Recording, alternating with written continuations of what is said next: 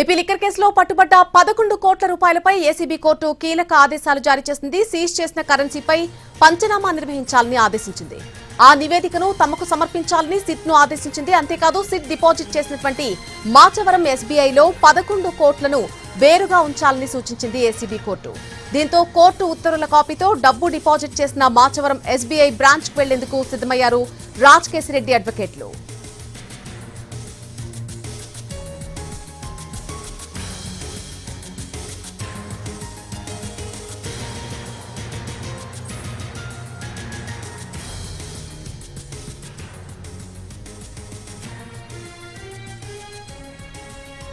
AP liquor కేసులో పట్టుబడ్డ 11 కోట్ల రూపాయలపై ACB court కొన్ని కీలక ఆదేశాలు జారీ చేసింది.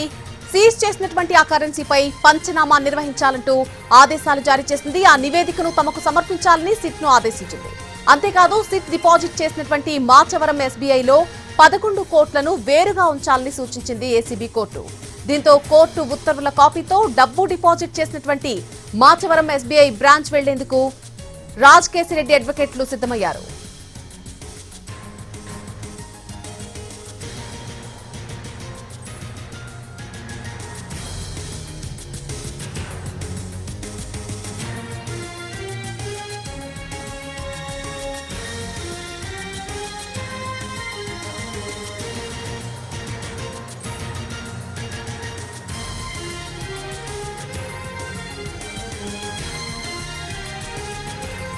నిన్న విజయవాడ ఏసీబీ కోర్టు న్యాయమూర్తి ఎదుట కంటతడి పెట్టుకున్నారు రాజ్కేశిరెడ్డి.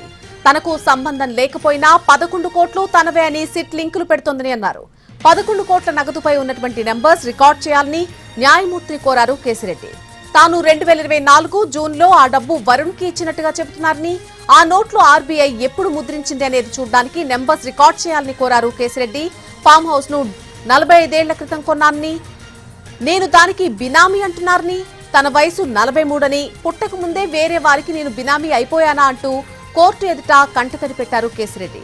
11 కోట్ల రూపాయల నగదు బాక్సులు తానే అందించినట్టుగా చెబుతున్నారని, ఫింగర్ ప్రింట్స్ కూడా ఉండాలి కదా అని దాన్ని పరిశీలించాలని కోరారు.